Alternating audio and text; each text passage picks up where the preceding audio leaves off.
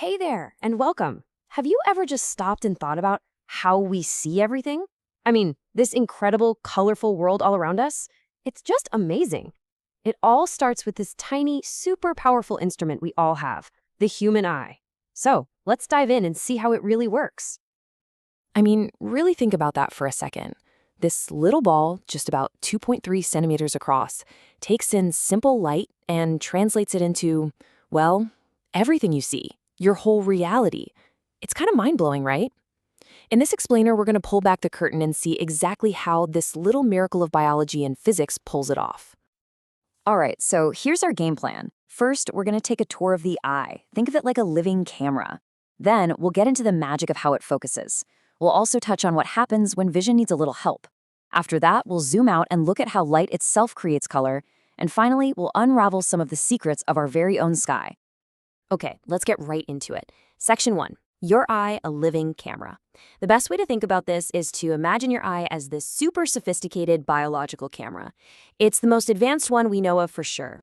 So, let's follow a single ray of light on its journey. First up, it hits the cornea. This is like the front window, and it does most of the initial bending of the light. From there, the light passes through the pupil, that's the black dot in the middle. The iris, which is the colored part of your eye, acts like a camera's aperture, controlling just how big that pupil gets to let in more or less light. After that, the light sips through the lens, which is this amazing flexible structure that fine-tunes the focus. And its final destination, the retina, which is like the movie screen at the very back of your eye. And that brings us to the retina. This is really where the magic happens. It's a super delicate membrane, and its whole job is to take that light and turn it into electrical signals that your brain can actually understand. It's packed with these light-sensitive cells called rods and cones. The rods are for seeing in low light. They handle brightness. The cones, well, they're all about color. A super easy way to remember this is C for cones, C for color. Can't forget that. All right, so we know how light gets in. But what about one of the coolest things the eye does? Focusing. The way it can shift from looking at something far away to something right in front of your face instantly, it's just incredible. This whole process has a name: accommodation. This is where things get really dynamic. So imagine you're looking at a mountain in the distance. Your ciliary muscles are totally relaxed, which lets the lens flatten out and get thin. But then you look down at your phone. Instantly, those muscles contract, squeezing the lens and making it thicker and more curved. It's this constant subconscious flexing and relaxing that changes the focal length on the fly, making sure whatever you're looking at stays perfectly sharp. But there's a limit. For a typical healthy eye, there's a point where you just can't focus any closer. It's about 25 centimeters, or roughly 10 inches away. Go ahead, try it.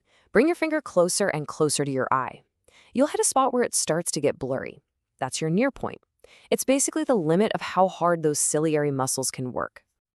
Of course, this whole intricate system doesn't always work perfectly. Sometimes the focus is just a little off. We call these refractive errors. But the good news is we've come up with some pretty brilliant ways to fix them. Okay, let's talk about the two big ones, myopia and hypermetropia. You probably know them as nearsightedness and farsightedness.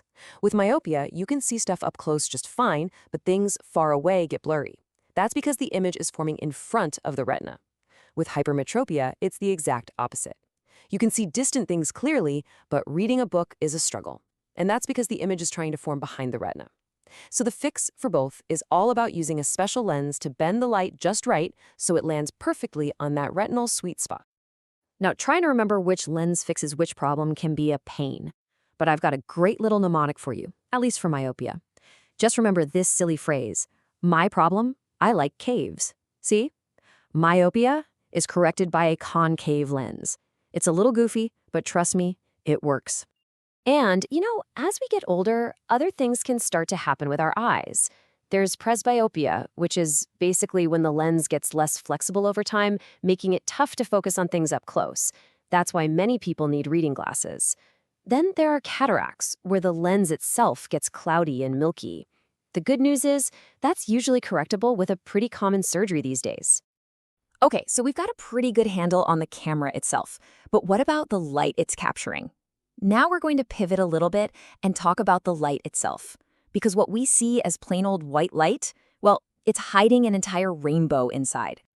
You've probably seen this before. You take a simple glass prism, shine some white light through it, and bam! out comes a rainbow.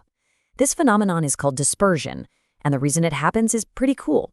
Each color in that white light actually bends at a slightly different angle as it passes through the glass. Violet light bends the most, red light bends the least, and all the other colors fall in between, creating that beautiful spectrum we all know. So this led to a big question. Was the prism somehow creating these colors, or were they already there? The genius Isaac Newton figured this out with a really elegant experiment. He took a second prism, flipped it upside down, and placed it in the path of the rainbow. And guess what? It collected all those colors and merged them right back into a single beam of white light. That was the proof. The colors were in the light the whole time. So we know a little prism can split light. But what happens when your prism is the entire atmosphere of planet Earth? That's right, we're taking these same principles and scaling them way up to explain some of the most beautiful sights we see every single day, right in our own sky. So first up, why do stars twinkle? Well, spoiler alert, the stars themselves aren't actually blinking. It's all our atmosphere's fault. That starlight has to travel through all these moving, churning layers of air. Each layer bends the light just a little bit differently, so by the time it reaches your eye, the path has wobbled so much that the star appears to flicker. That's all twinkling is. Okay, fair question then. Why don't planets twinkle? They look like steady lights. It's because they're so much closer. A star is so far away, it's basically a single point of light. But a planet, being closer, is more like a tiny disk. You can think of it as thousands of little points of light all packed together. And while each of those points is twinkling, all their twinkling averages out, giving us one stable, solid point of light in the sky. All right, one last piece of physics we need to understand. The big one. It's called scattering. It's pretty much what it sounds like. When light hits tiny particles, like say the molecules in our atmosphere, it gets deflected and bounced around in all directions. It's like a cosmic game of pinball. And that brings us to the ultimate question. Why is the sky blue? Well, it is all about that scattering. See, the tiny little molecules that make up our air are just the right size to be really, really good at scattering the short wavelengths of light, and that means blue and violet. So as sunlight comes in, the blue light gets scattered everywhere, all across the sky. It's bounced around so much that from our perspective, it looks like it's coming from every direction. That's why the whole sky looks blue.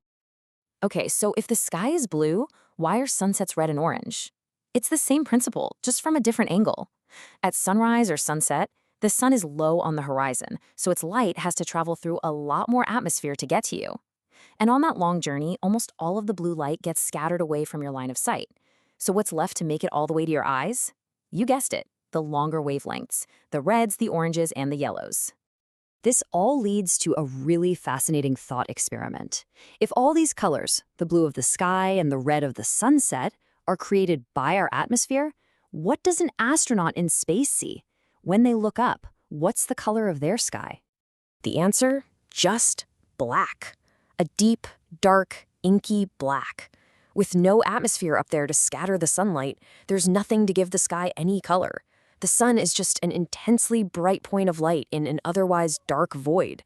It really makes you realize it's our atmosphere that literally paints our sky every single day. And that leaves us with one last, kind of big thought. Think about it. Our eyes can only see a tiny sliver of the actual light spectrum. And on top of that, our atmosphere filters and colors what we can see. It all goes through this incredible biological and physical filter before it even becomes reality to us. So it really makes you wonder, doesn't it? What other amazing, unbelievable wonders are out there that we're just completely blind to?